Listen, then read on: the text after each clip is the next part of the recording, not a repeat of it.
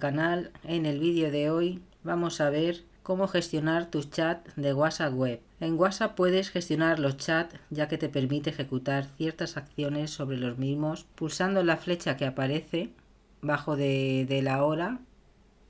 Como veis aquí aparece una flecha.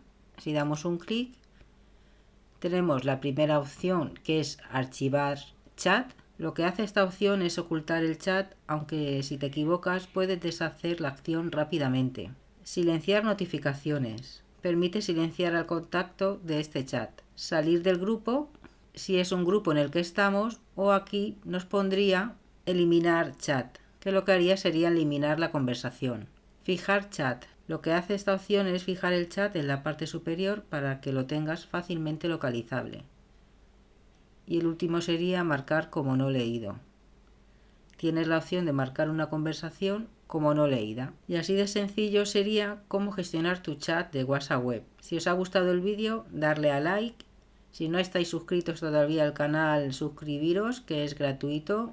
Y así estáis al tanto de los nuevos vídeos que se vayan subiendo al canal. Y sin más, me despido hasta el próximo. Muchas gracias y saludos.